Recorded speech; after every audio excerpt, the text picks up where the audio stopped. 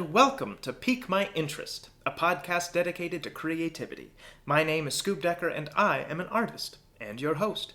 Pique My Interest is an exploration in meeting some incredible artists, learning about their craft, and exploring what makes them create. This week, we landed in Wellesley College, right outside Boston, to meet this incredible artist. Lisa Woolfork considers herself a sewist, making clothes, quilts, and anything you can think of. She makes garments with a meaning, making something that exemplifies your personality and something you'd be proud to wear. She is fascinated with transforming a material into something functional. She loves creating something that speaks to who she is, making something that represents something. Lisa appreciates the history of her ancestors who might have been forced to sew or needed to out of necessity, and allows herself to honor them by finding the joy in the craft. She loves seeing and hearing stories of black women reclaiming drudgery and turning it into liberation. Lisa also found herself in a hostile environment that influenced her to make her work stand for justice and civil rights. This was the catalyst for her to start Black Women Stitch and Stitch Please. This is one of the longer episodes, but Lisa's story is well worth the time, and all Pique My Interest can say is thank you, Lisa. This episode was recorded on December 10th in Boston, Massachusetts. I hope you look up her work and your interest is piqued.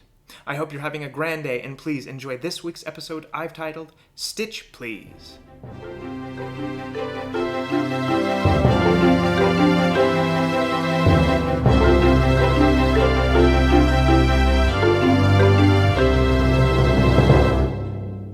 Hello, and welcome to Pique My Interest. I am currently just outside Boston, Massachusetts, sitting in Wellesley College in an office with an incredible artist.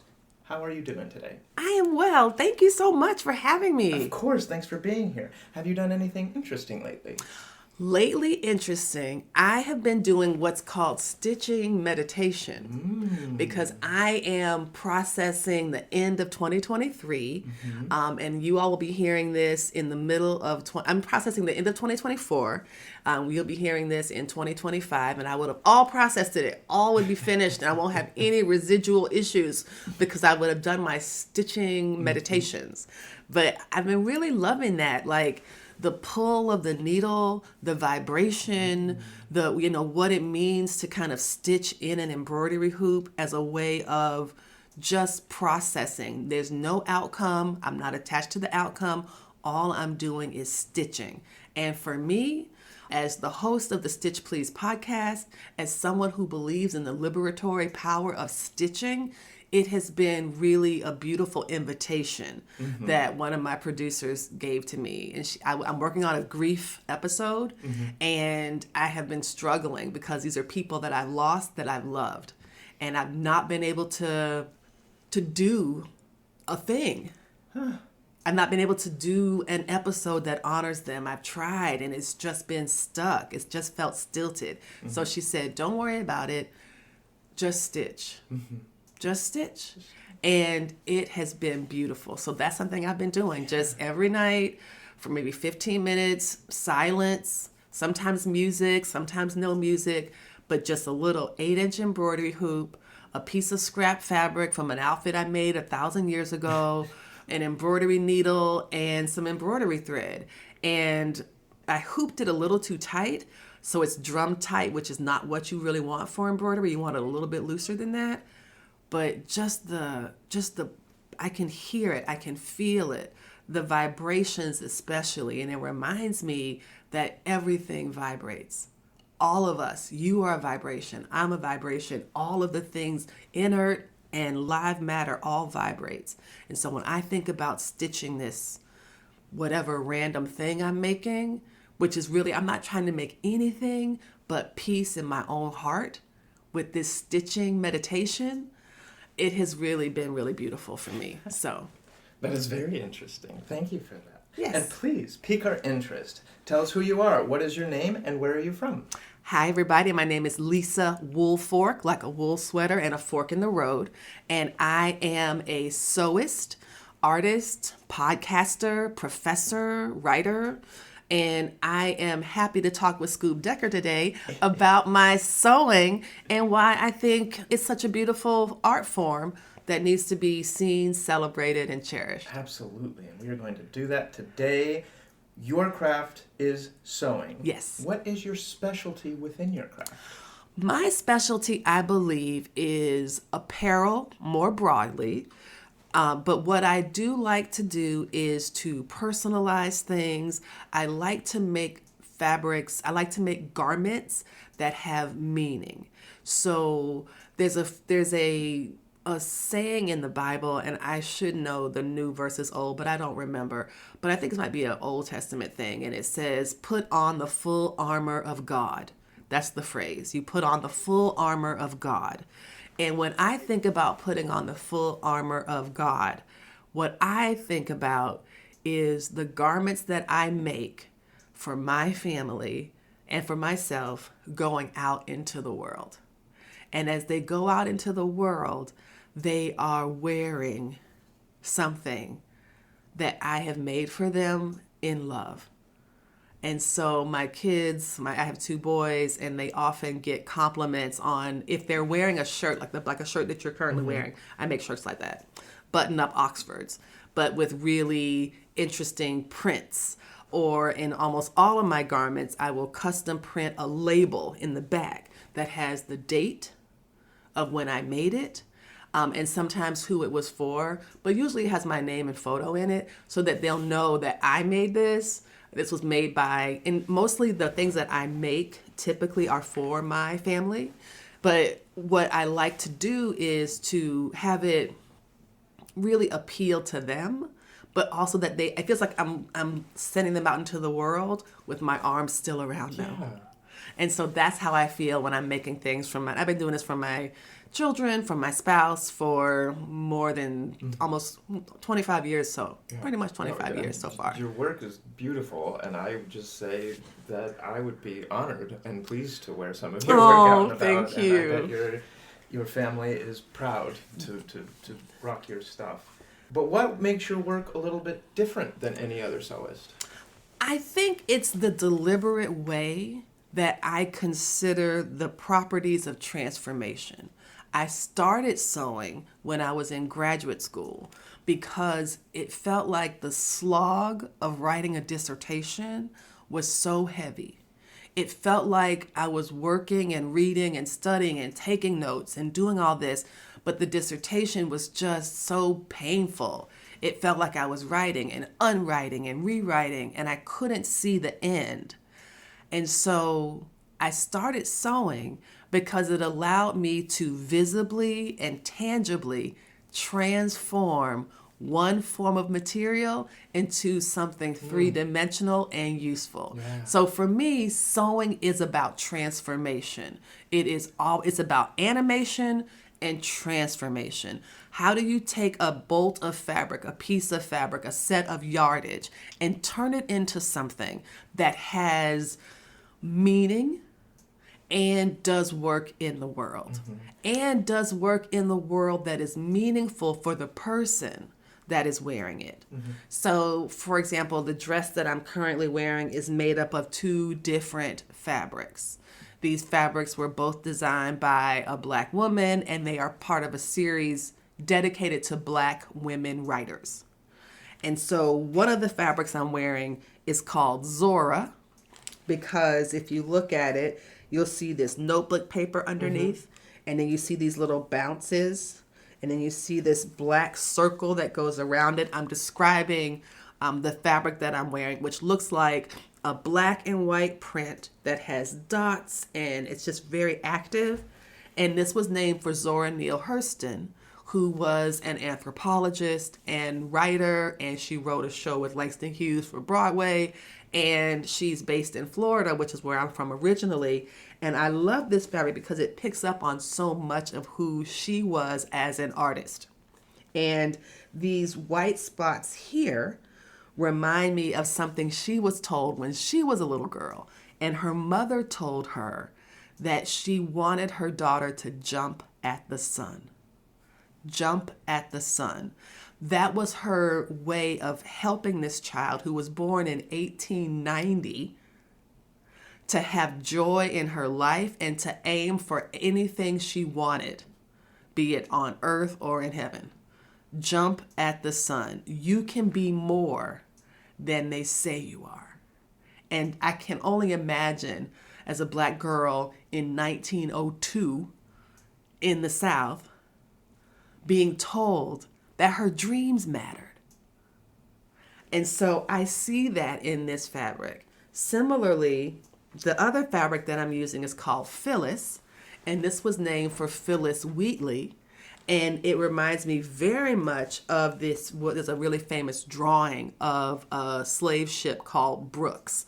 And it's a diagram of how enslaved people were crammed into these ships in the most dehumanizing and violent of ways.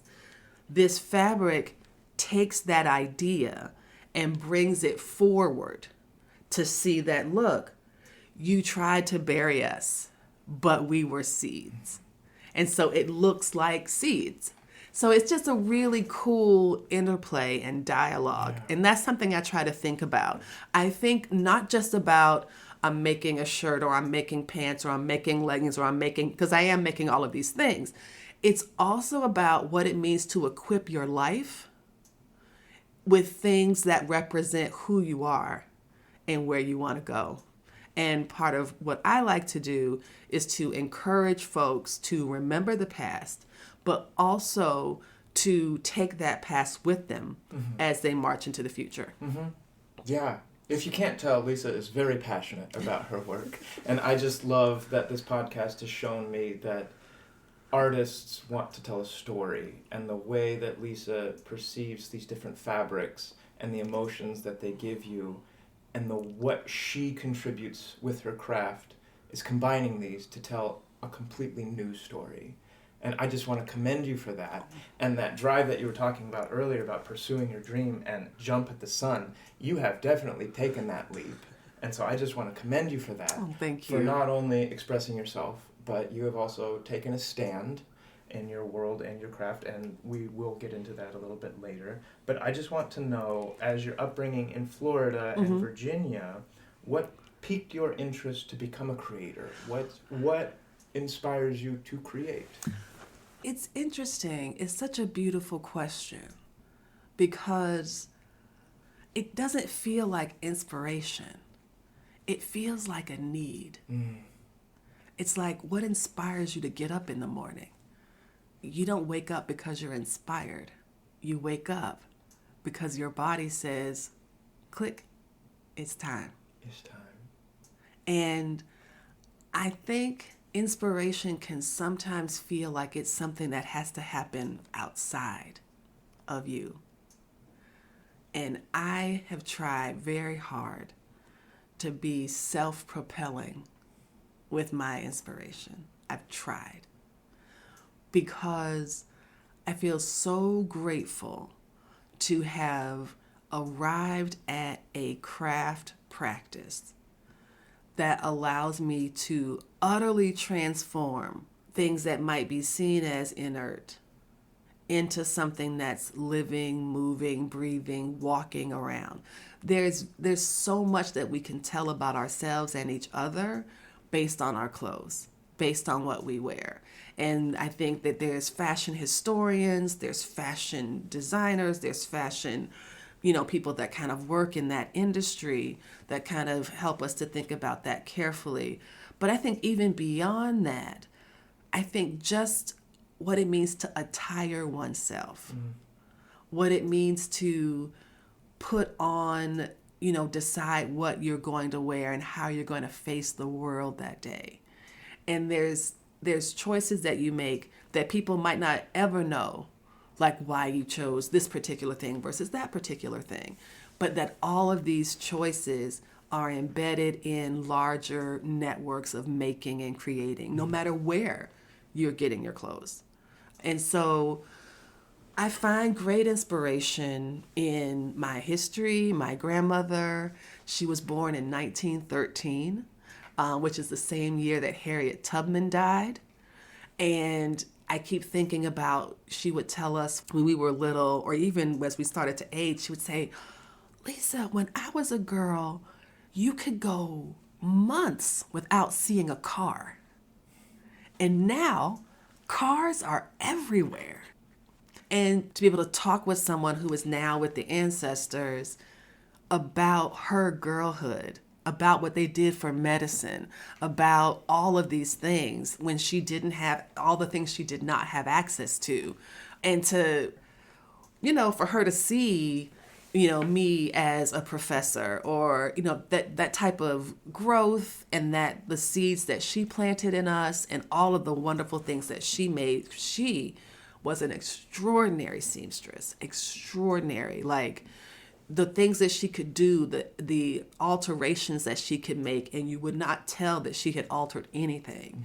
The way also that her labor, her creative labor, was used in ways that she couldn't fully take advantage of. So there was these fancy dress shops. I'm from West Palm Beach, Florida. And across the bridge is Palm Beach, Florida, which is where a lot of wealthy, elite, socialite families. And my mother told the story of my grandmother working in these dress shops. And these people would buy dresses from a regular store, the owners would. And my grandmother's job was to take out the zipper that was installed by a sewing machine and install a new zipper by hand. And then they took out the tags and put in the designer tag or whatever. And then that dress goes from being just regular to couture because the zipper is handpicked, which is a specialized technique. And I can only imagine they're paying her pennies on the dollar for what they are doing. Or maybe not paying. So the idea of, for me, to reclaim sewing or claim sewing from drudgery to something of joy is a radical step that I am taking, because I am very aware that we live in a world, especially across the global south, where people are exploited every day by sewing. Fast fashion dropping 100,000 styles a year or 10,000 styles a day, like with all of that, like it can be very easy to see the bondage, especially for Black folks in this country where we were commodified and our labor and joy was stolen for the use of other people. And this is why, for me, in this current moment, I like to pay attention to how so many Black women have reclaimed sewing from drudgery into liberation. And that's what I see all the time. I see it all the time. I get to talk with so many amazing people who have wonderful stories of sewing for their children, making soft toys, all of these things that, no, we don't have to buy these things because we can make them. We live in a time now where it is very easy to buy clothes cheaply. No one is sewing because they want to save money on clothes.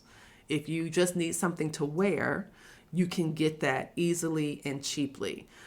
But for me, it's not just about having something to cover my body in. It's about creating something that speaks to who I am, and allows me to speak to my own unique sense of place in the world. Yeah. And to encourage people as well to do that too. Yeah, let's talk about that encouragement. Not only are you a phenomenal sewist, please check out Lisa's work. It's stunning, it's great, but you also, as you said, have taken a little bit of a radical stance. And I want to say I commend you for that, for putting your craft in a place that is very sensitive and in a very unfortunate thing that we're dealing with in our society, that we're still dealing with in our society.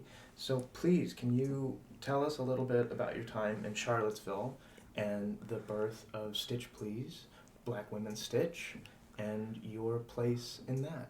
Thank you. So in 2017, Charlottesville was caught in the grips of a white supremacist struggle over Confederate statues. That this community had arrived at a point where we did not want these, that we recognized, and it was true, that the Confederate statues in Charlottesville were established to create racial intimidation and to designate which public spaces were for white people and which public spaces were not. The public park, which had a gigantic Robert E. Lee statue, was the white-only park. And then in front of the courthouse, where everyone was supposed to get justice, was a gigantic statue of Jackson, And these are Confederate generals, one of whom had very little connection to Charlottesville, but they just loved the person that made the statues back in the day, loved the Confederacy, and part of the retrenchment, if those who aren't very familiar with Civil War history, the saying goes, slavery was less abolished than transformed. That slavery of Black people was transformed into something else. That though Black people were able to get citizenship rights, or birthright citizenship as it's called, because we were born and lived here, we didn't have the same rights. And the Reconstruction era came, and it was meant to establish those rights. That Reconstruction was cut short because of white supremacy, and other codes were instituted to keep Black people in subjugated positions. It went from Black codes in the 19th century and transformed into Jim Crow all the way through 1965-68. These were, my mother remembers the colored and white only signs. My mother went to colored schools. All of this was designed on purpose to keep Black and white people separate and to keep white people on top. The Confederate statues represented this in a very powerful way. And in 2017, many members of my community had enough already with the Confederate statues. These are our public spaces that belong to all Virginians, not just Confederate sympathizers who, if you were to look around the state of Virginia, you would not know that the South lost that conflict. Because who is building statues to losers?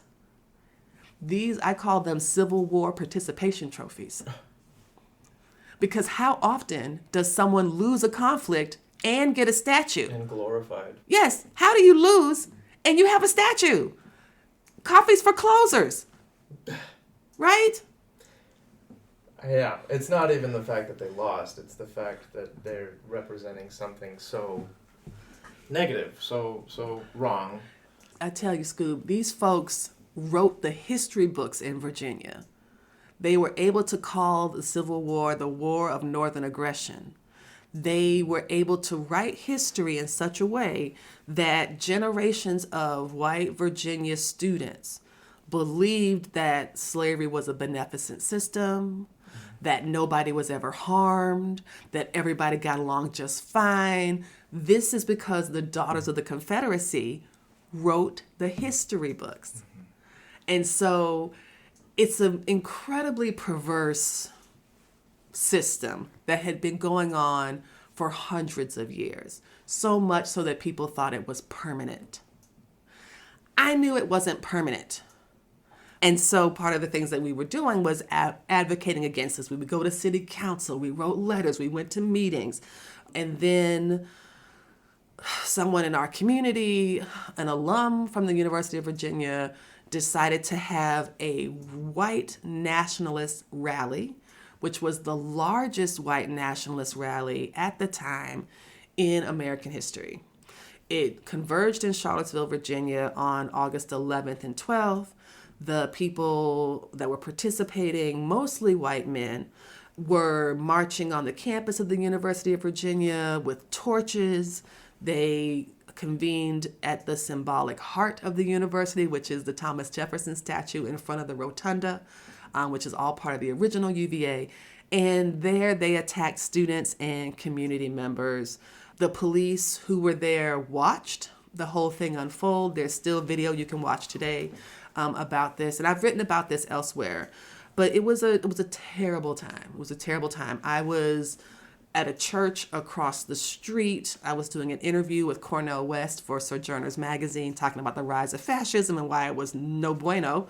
And someone came in and said, "The Klan is across the street, wait here."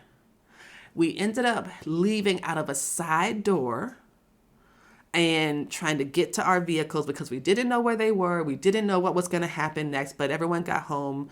For at least everyone on where we were able to get home safe. Other people ended up being very injured across the street. It was a very bad time.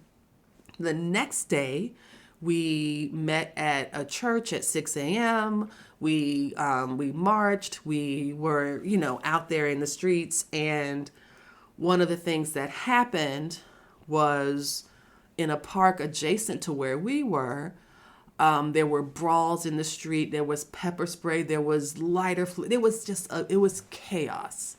And so the governor at the time declared a state of emergency, which meant that everyone was supposed to disperse and go back home. So the rally, the white supremacist rally, was canceled, and the white supremacists kind of marched out of town in this cone of shame, as they all deserve everywhere. And we were, people who were just regular citizens, people who had been organized, and people that had come to support us. We were just kind of like, hanging out, marching around town, walking, talking. It was pretty amazing to see that, to feel like we had won, to feel like this was our community, this was our home, our city, and we thought it was over. We were all marching on one street, and we were preparing to turn left to go down another street. That is when a Dodge Charger driven by a white supremacist drove his car at full speed into the crowd.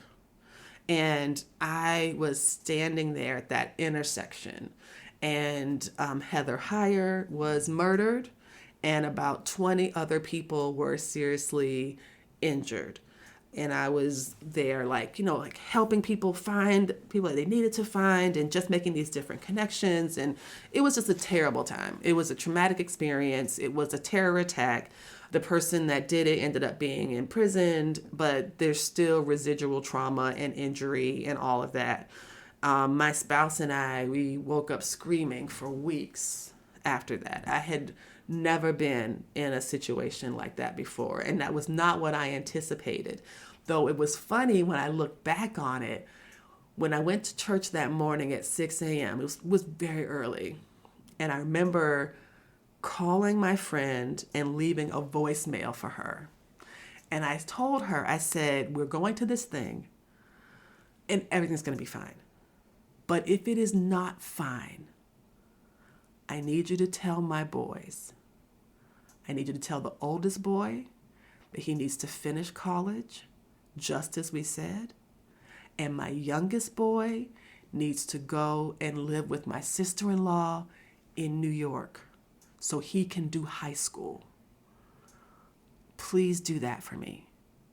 And then I hung up, and we went about our day like regular. And I was thinking at that time, I said, the rest of my family's in the South, Florida, Texas. And I was like, they can't be there. If something happens to us, I do not want my children here. I don't want that. Mm-hmm. So we walked away. We were not fine, but we did walk away. And it was a moment of like chaos. I had been an organizer. I worked on a bail fund. I created for a sewing arts team. I helped make a gigantic Sally Hemings puppet dress for one of those gigantic like bread and circus puppets. So we had one of those. Like I was just really involved because I was so upset and annoyed and frustrated and insulted. How are we in 2017? My grandmother, again, born in 1914, I have to tell her, Nana, I went to a Klan rally. Like, why is the Klan still rallying in 2017? It was appalling to me. I was offended. And so I said, this cannot stand. I want it better for my children. I do not want them to be my age out here protesting the Klan. So we did that. It was a difficult time. And so I said, you know what? I need a break. I'm going to go to this quilt retreat that I always go to. It's an event out of town, out in a little town in the middle of Virginia, like, about an hour away. Really nice, and a nice little retreat center. I've gone maybe 15 years before. I knew these people. They knew me. And so I went to the event. And when I got there, people were asking me, oh, how are you? I'm so sorry. We heard about Charlottesville. There had been global protests in solidarity with Charlottesville. People in Paris, people all over the world were like, this person was murdered by a over a statue. Like, what? So it was really shocking. And people, I remember in North Carolina, they kicked down one of their statues because in solidarity with us. So people knew what was happening. And they asked me, oh, I heard you were there, or I saw you on TV, or whatever. How are you? Oh, not great. We're here. It's fine. It's very scary. It was a scary time. I'm told, someone pulls me aside or someone whispers, they're like, oh, well, just so you know, a rule was made that Charlottesville is not to be discussed. Now, I didn't hear anyone saying that rule. It wasn't made when I was present, but I was told later that that was a rule. And so I instantly felt like, oh, well, should I just go home? Is this something against me? Because trust me when I say I did not walk in here talking to this group of all white, older women about this experience. I knew this is not the community for this conversation, and that they didn't have the capacity to support what I was doing. I came to make some quilt blocks. I had this really great quilt project I was working on, and I wanted to get it done. I couldn't get it done at home because I was just so stressed. So let's just do it here. You wanted to go to your comfort zone. I wanted to go to a comfort zone, and that is exactly what it had been for all these years. And it was not that way. The organizer of this event, like when the event was over, I waved goodbye to her. She didn't look at me. She didn't talk to me. She never said one word to me the entire weekend. And when I got home a few weeks later, I went to the mailbox and pulled out my spouse gave me this envelope, and the only thing it had on it was my address. And when I opened it up, it was a check. It was a check that I had written to pay for the event for the following year. My check for the future event had been returned to me. Now, most people would probably think, oh, they don't want you. That's why they returned your check. But I thought, oh, well, maybe it's been canceled. And that's why I don't have a check back. And I called one person that I knew, and she said, well, I don't think she's prejudiced. I just think you were not invited because you broke the rule. And the rule was that Charlottesville was not to be discussed, and you discussed it. I was so devastated. I felt like something that was so meaningful to me, a space that I was able to just let loose and create and talk with other creators about it. I thought that had been taken from me. I felt wounded in that the people that I had been in relationship or community with were quick to abandon me. And they were quick to abandon me for white supremacy. It was a choice between me, someone they had known for 15 years, quote unquote, known for 15 years, and some white supremacists that tried to murder me. And they chose them. It was shocking. It was hurtful. I was so sad, Scoob. I was so sad for quite some time. And then I got embarrassed.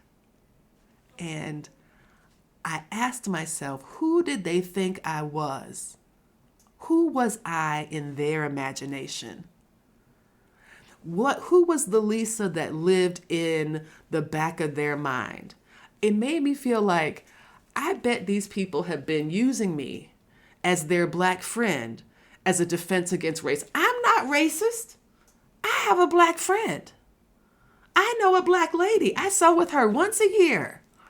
And she's even a professor. After that part, that's when I got angry. Not angry so much at them. Angry, I think, at myself. Because I don't know if I misrepresented myself, or maybe their own delusion did not allow them to see me clearly. But in any case, they had it wrong, and they had me wrong. And that is when I decided that never again would I audition my humanity in exchange for doing something I loved. And so I started Black Women Stitch as an organization in 2018. I said this is going to be Black from a distance. People are going to know it's about Blackness, about Black people, about Black life, about Black whatever. I called it Black Women Stitch, the sewing group where Black Lives Matter. I held our first retreat at the beach next to the same house that I was rejected from. And when I tell you it healed me so much. And the other women, the other Black women that came together as well, though they didn't have the same injury I had, they also were healed by it. They had different injuries. Yes. And so the moment of us coming together in this really meaningful and powerful way really meant a lot to help me realize that I came from a world of immense Black creativity. From my mother, who also sewed. She was a teacher, but she sewed all our clothes in the summertime. In the summer, she didn't work because she was a teacher, so she would sew with her friend and her cousins, and they would sew our outfits, and they just loved doing it and had a great time with it. I did not need a bunch of old white ladies to sew anything. And so one of the questions, or one of the claims that I make a lot now, and I get people to think about is, what happens when you stop starting with white? What happens when you stop starting with white? And for me, that gave me Black Women Stitch. It helped me to create the Stitch Please podcast, because those conversations that we had at that first retreat, I wanted to continue those conversations. Yeah. And now we have over 250 episodes, over 500,000 downloads. I've talked to so many people, including amazing, incredible visual artists, sewists, designers, quilters, students. One student I talked to, I think she was in 6th grade, and she and her father had co-written a children's book about him sewing for her. It's called Daddy Dress Me. Yes, and it's this children's book, and I talked to both of them, the father and daughter, and just like, it's just such a beautiful conversation, and it just makes me realize that there are always going to be people that will tell you to shut up and dribble. There will always be people that only want Black people to be in certain places, in certain spaces, in ways that we are small, compact, digestible, and disposable. That is the purpose of shut up and dribble, shut up and sew, right? That's the purpose of, anything that we can do to say that this is not meaningful to the world. I just stopped listening to them and talking to them, and instead focus and concentrate where I know the love is and where the love can grow and thrive. And that's what Black Women Stitch and Stitch Please has been for me. Thank you. That's a really long answer. No, You're going to have to edit the hell out of that. No one's going to want to listen to no 25-minute answer like that. You should have told me, Lisa, stop lecturing. Why didn't you wave your hand, Scoob? Put your director hat on now. No. I just want to say thank you for sharing that story. It's very meaningful and very impactful. And I just want to say thank you for taking your stand and continuing to do your art in a time, like I said, an unfortunate time and continuous time to fight for civil rights, fight for yourself. But not only that, but that it's time moment that you had that you talked about earlier, that you decided to help represent other artists, to help represent other sewists. Yeah. I've said this before in my podcast, I've never walked not only a mile, I've never walked a step in a Black person's shoes. I've never walked a step in a woman's shoes. I can only hear what you have to say and what you have to experience and what you can share, and that's what I can only listen to and only take away from.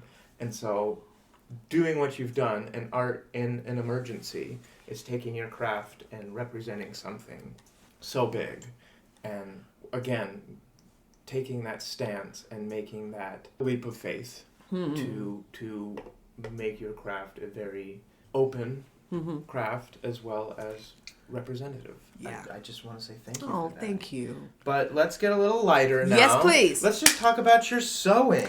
How do you start your creation process? Where do your ideas come from? You also do fun things like Lego patterns and Star Wars patterns. Oh my gosh, yes. So where do your patterns come from? Do you create them? How do you sew?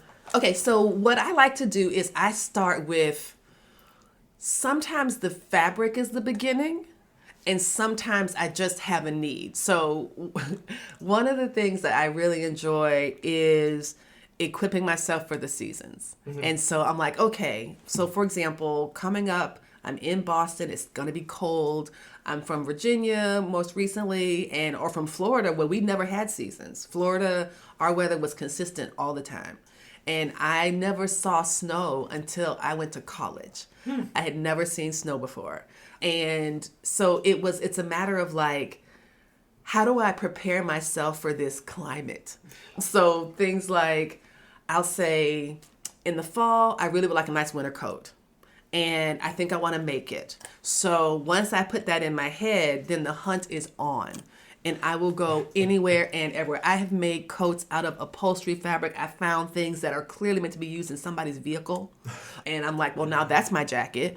So like, I really start to see the world in a material sense. And material, not just as the thingliness of it, but also in terms of the fiber of it, right? The material, the base, the foundation from which sewing is drawn. And so I'll find a piece that I love. I might see it out in the world, or I might see it like on a website, and then I'll say, okay, this is going to be for me. And one of the things that I start to do is then to pull it together, and I decide, are you going to do this as a multiple patch thing? Is it going to be a color block? Are you going to pull in lots of different ideas? Something I did for years was first day of school outfits for my family. So I'm married, I have 2 sons, and from when the kids were in kindergarten up until some of the senior years of college, I would make outfits for all 4 of us from the same fabric. And I would make, I can send you some adorable pictures of like my kid. One was in kindergarten and one was in the 4th grade. And the kindergarten is now about to graduate college and go to law school. And there's an episode with them. I think they are the guest for the 5th anniversary of the show. They're the guest for a September 2024 episode. And it is me interviewing them. Like you interviewed your wife for the first episode of your show, I interviewed my kids for the first interview of my show. And then for the 5th anniversary of the show, I interviewed them again, which was amazing because like their voices changed. Yeah. Because that's what happens when you grow up. And I talk with them about like, when I start, for some people, fabric is the beginning. For other people, pattern is the beginning. I tend to have like a united approach with that. I keep thinking about, who do I want to be? Or not who do I want to be, like I'm changing characters, but how do I want to be? How do I want to be? So for a special occasion dress, like the one I'm wearing right now, it's a first day of school dress. And I always make outfits for the first day of school. It helps me to kind of get into a mode of creative invitation.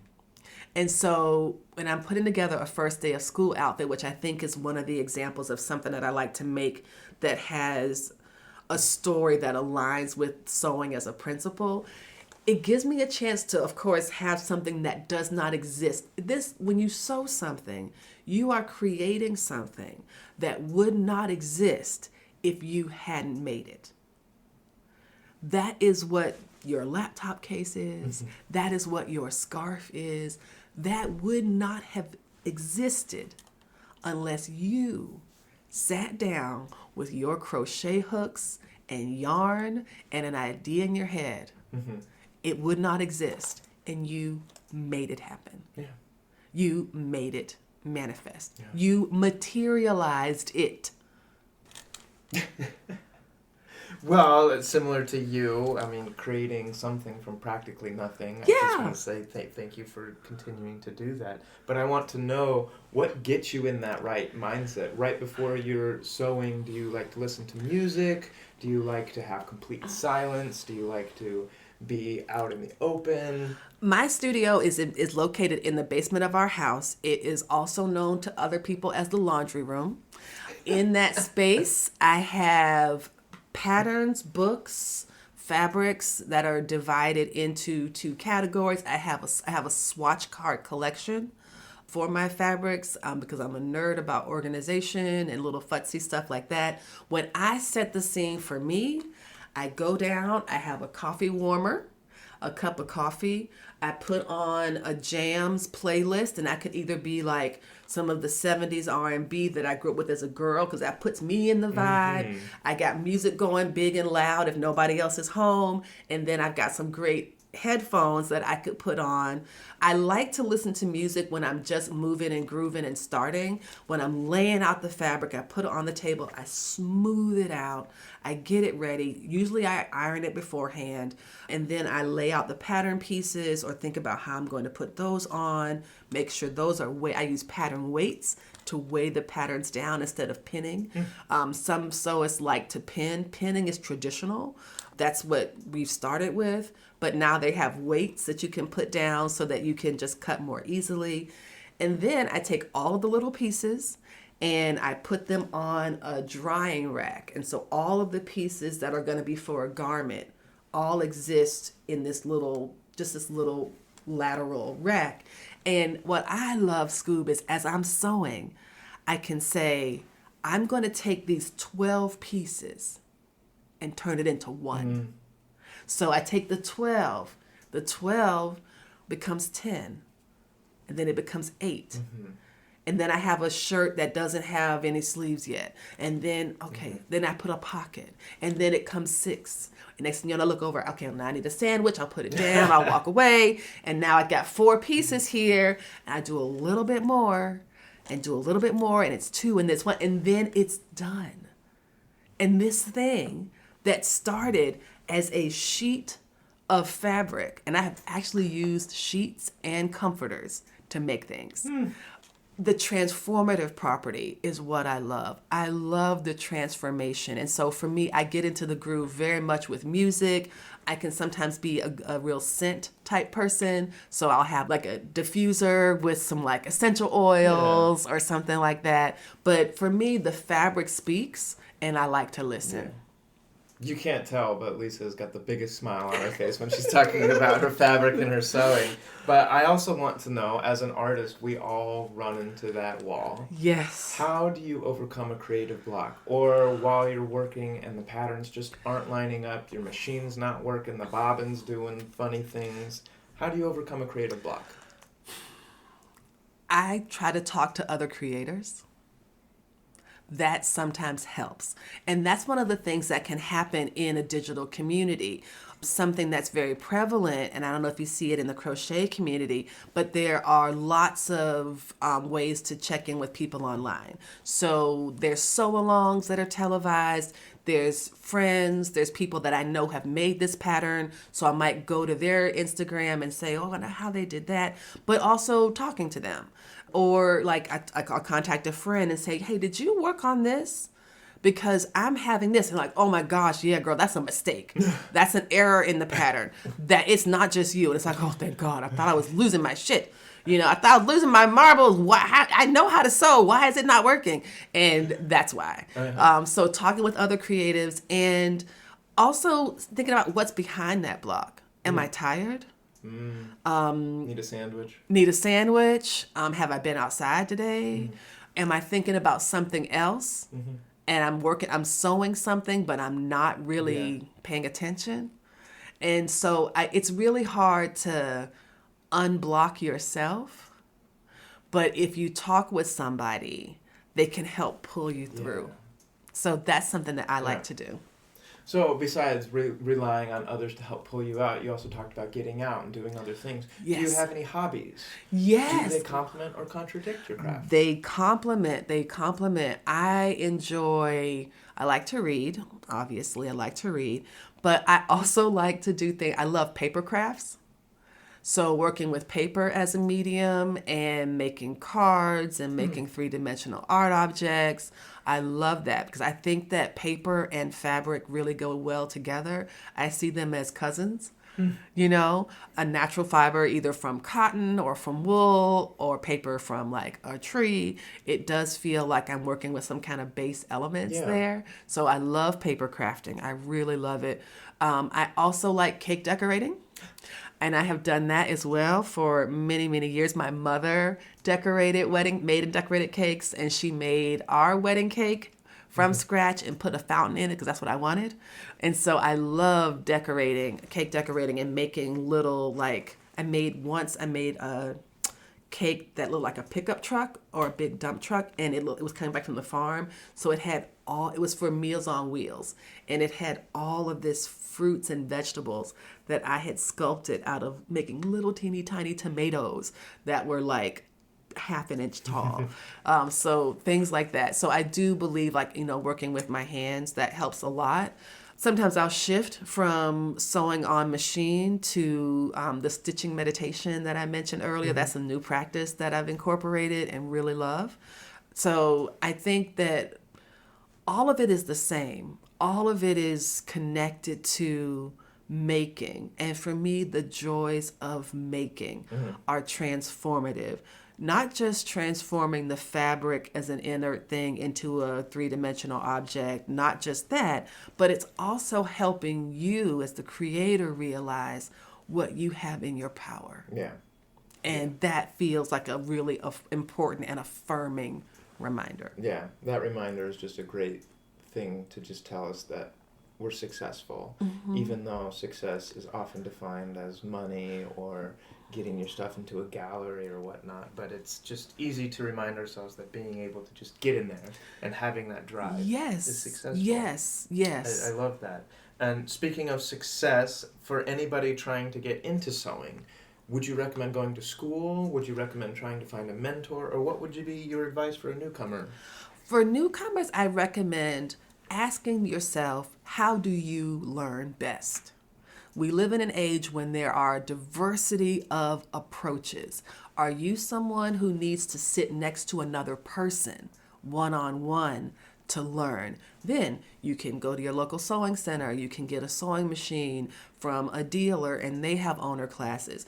A lot of sewing and quilt shops have one-to-one classes. Certain communities have things like extension courses where they'll teach you certain things. And so you can do one-to-ones there. Is there a local guild in your area or your community where you can find individual people who will sit down next to you and help you? Or are you someone who can just learn just as well online? I just need YouTube University, and I will find out everything I need to know, and I don't need to sit next to anyone or talk to anybody. I can do it all on my own there. I would just ask people, because the reason I say this, the reason I tell people, like, find the way that you learn best, because that's going to amplify your own organic approach. You want to develop your own organic practice. And yes, it might look exactly like someone else's, but it's uniquely you. So I would recommend that. And fortunately, there are so many ways to learn. There are so many ways to learn and so many opportunities. There's books. Books are still out there. Books are still real. Books will definitely walk you through some beginner projects to help you get started and develop your confidence.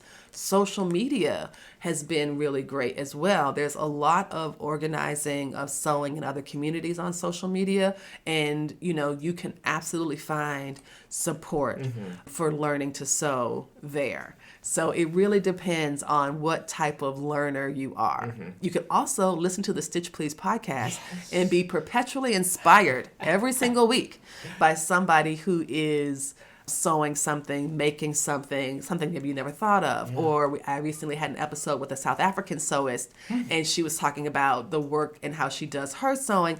And that was fascinating to me to learn about how Black women around the world do this, and do this very differently than how we do in the U.S. So there's just is a whole universe of sewing out there, and you can be a star in that universe. Mm-hmm. Yeah, you mentioned the social media aspect of the craft world has definitely opened up the world. True. The accessibility and being able to witness art forms that before 10, 15 years ago you would never be able to experience without being told to look at a textbook or something. So That's right. I think it is such an awesome tool if you're using it correctly. And I do think it is a little detrimental to our society in many ways, Agreed. but it is a great way to highlight and showcase certain artists, as well as amazing podcasts. So I am definitely going to be checking out all of your work and all of your podcasts, and so excited to delve more into the world of sewing. Yay! Real quick, are there any misconceptions about your craft? Anything to clear the air with? I think this is something that happens when you tell people that you sew. They say, my grandmother used to sew. And I think there are some people who, have you ever heard the phrase, not your mother's fill in the blank? Mm-hmm. Not your mother's fill in the blank, not your grandmother's fill in the blank, right? I think that the whole source behind those not fill in the blank things like that are misogyny. I think it's misogyny, and I think it's the way that we have a youth-oriented culture, and things that are youthful are seen as good, and things that are done by old people or elderly people are seen as bad. Mm-hmm. And so I think one misconception that someone might say is, oh, this is just for old people, or this is for old ladies, or whatever, and then they don't want to do it. And I'm just like, that's really unfortunate, because as I like to remind people, if you find that there's a population that is being scapegoated, that is being kind of framed in a certain way so that they can be easily dismissed or disregarded, that same sentiment will one day land at your door. You will find yourself in one of those groups, be it because you are old, be it because you are not from a particular neighborhood or whatever. And so that's why I find that's why marginalization can be so dangerous. And it's dangerous for us to get equipped to it, because once we normalize that, we are also normalizing our own destruction. So one of the things that someone might say is, oh, sewing is for old ladies, right? Everything you are wearing right now was made by someone. Why not you? So I would like to say that sewing as an idea is a timeless one. And it is one that is continuing.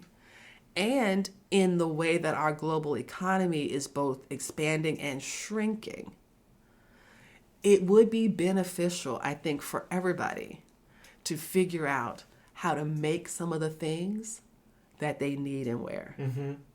And the second misconception I would say is that sewing saves you money. I will just say right now, in full disclosure, in front of Scoob, Decker, God, and everyone, that sewing does not save you money. You will not save any money, and or / the money you save, you will spend again on your sewing. Yep. You will want a better machine. There are machines out there that have USB drives in them. There are machines that cost as much as somebody's first car. These are 5-digit sewing machines and 6-digit sewing machines. And these are still single needle machines to use domestically. Yeah. You can absolutely get a top of the line sewing machine for about $18,000. You are not buying that to save money on clothes. Oof. You are buying that because you want a top tier sewing experience, and that machine can deliver it. So there are ways to save money, but I feel as though with the way that fast fashion works, as well as the ways that some of our, I don't know if you can even call them department stores anymore, the large big box shops work, you can buy almost anything for less money than the time it would take to make it. Mm-hmm. But that's not why you sew. Right, right. You sew because you want to put something out into the world. You want to wear something that nobody else has. Right. I have never, well, knock wood, never, I have not yet, knock wood, knock on my own head, seen somebody wearing exactly what I have on. Yeah. Ever. In 25 years. People are like, oh, I went to a party and someone had on the same dress as me. And I was like, I don't know what that's like. Yeah. I make everything. Everything. Like, I make my own underwear, boxer briefs for my spouse and kids. Like, I make everything because I love doing it. Yeah. And one of the great benefits is I've been able to give my kids things like custom Italian cotton underwear. Yeah. As 7-year-olds, because I had bought Italian cotton for myself and had scraps, and they had little teeny tiny butts. So they have grown up with, a mom who doesn't just sew for their Halloween costumes. One kid was able to say, oh, Mom, do you remember that joke? It was this ad, was it Geico? And it was a camel, and it was like, what's today? Hump day? Mm-hmm. Hump day. So one day the kid comes home and it's like, Mom, I would love can you make me a hump day shirt? And I was like, oh yeah. Because I have a vinyl cutting machine, because I do paper crafts. And so I made my baby a hump day, and it had a giraffe on it, and it had a little dialogue box, and the giraffe was saying, psst, what's today? What's today? And he was able to wear that to school, to 6th grade, and just be like, I'm wearing a hump day shirt on a Wednesday. Because I told my mama about it on Tuesday. Very proud of his mama. And what's next for the world of your craft? I know that there's going to be more from Stitch Please, more from Black Women Stitch. I'm sure you will continuously shed light on many different issues, as well as highlight and showcase many other Black artists. So thank you for that. But what's next for the world of your craft? For me, I am about to sew some things over a lovely break I'm looking forward to. But I'm also writing a book called Black Women Stitch. Yes, why are we in Wellesley? We are in Wellesley because Wellesley College has been a wonderful home for me to continue this work. I am writing a book about Black Women Stitch. It is tentatively titled Black Women Stitch Liberation. And I am looking at how sewing is a critical apparatus that one can use in a form of cultural study and analysis. So what I'm writing is actually 2 books. One book is Black Women Stitch Liberation, and that's the academic book. That's the book where you're talking about literary criticism, cultural study, thinking about sewing as a critical apparatus, as a lens through which to understand how culture has moved forward and what Black women have contributed to that. And we can see that in different representational styles, in different novels and works and stories. I'm also writing a book about Black Women Stitch that talks about or is based in the podcast. And it is looking at all the many things that Black women stitch.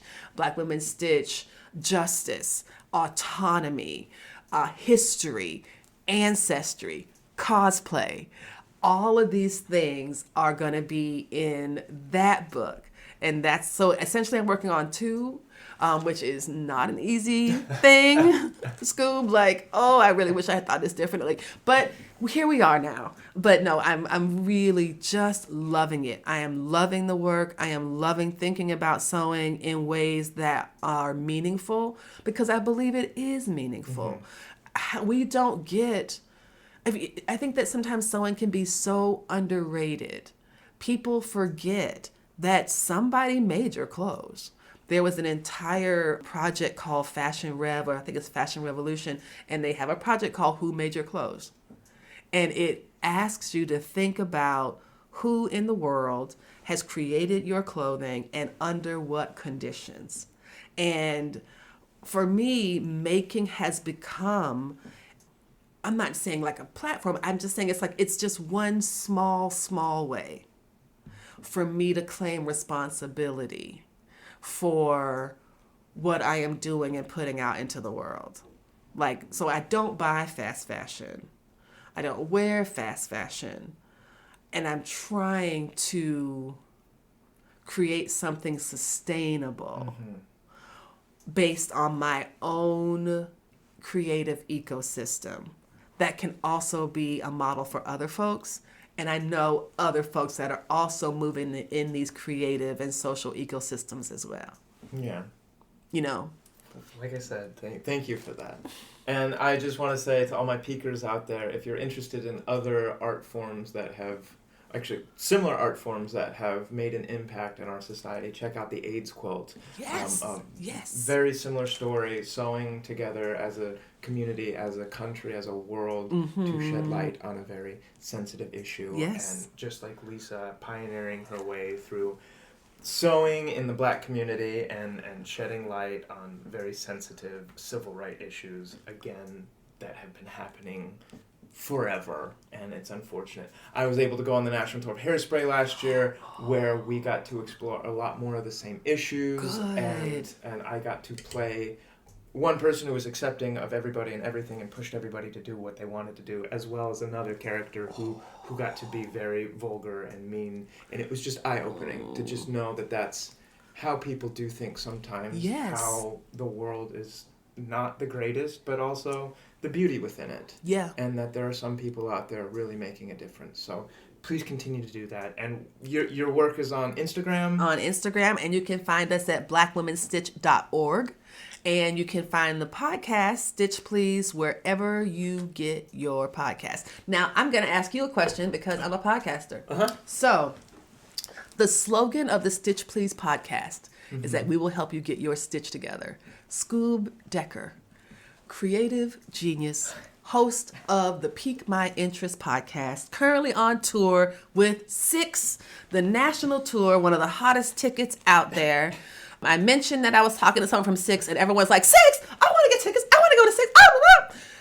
What advice do you have for your listeners to help them get their stitch together? Be open-minded. I am very turned off constantly by people thinking that there's one way to do things, or that you have to do it this certain way. And this podcast, if anything, has taught me, my own podcast, Pique My Interest, is that there is no right way to do something. And if you keep your mind open and willing to see the world through other viewpoints, your creativity will blossom. Whether that be stitching, whether that's your own craft, being able to be open and listen and experience other art. This podcast has forced me to go out and explore galleries and museums and reach out to artists that I never thought I would ever explore. And the willingness and open arms mentality of a lot of artists being able to want to share has been so eye-opening for me, and it's pushed me. And so my advice would be for anybody to just be open-minded and be willing to let your creativity flow and listen. I love it. Well done. Good answer. Awesome. And I can't thank you enough for being here and piquing my interest about sewing and all of your platforms. Is there anything else that you'd like to say before we wrap up? I just want to thank you so much for coming out to Wellesley College, and Wellesley College has been a really great experience for me. I feel really grateful to be here. The Newhouse Center has been wonderful, so I'm grateful to that. And just gonna, just keep stitching. Just keep stitching. Just put, one stitch in front of the other. Well, I do like to end with one last question. Speaking of stitching, if you could excel at any other craft other than your own, what would you want to do? One big sip of coffee I later. know, right? I'm afraid to say it because I think people are going to make me do it. That I could excel at, that could be easy, that I could pick up and love, like I pick up and love sewing, that I have a lot of confidence about it or whatever. I think I might say knitting. Knitting? Don't tell anybody. Don't tell anybody. Please say no one. Because I just find it, and I know how to knit to save my life. I know how to knit. I know how to purl, which apparently they say is all you need, which feels like a lie. Have you ever seen somebody knit a sock? It's awful. Yeah. It's 2 double-pointed needles. How did they figure that out? How did they figure out that you make a sock with 2 pointed sticks that you have to knit on both ends? What the hell? How does that work? What is that? Yeah, somebody can explain to me a sewing machine a million times and it still baffles me. So, and everybody's got their little secrets in their craft. And thank you to all my peekers out there. Please let me know if you know of any special or unique art forms or artists you think I should explore. I am currently in the Boston area and can't wait to see where Pique My Interest takes me next. Remember, creativity comes from the heart. Push yourselves, be kind to each other. I'm Scoob Decker, and thank you for helping me pique my interest.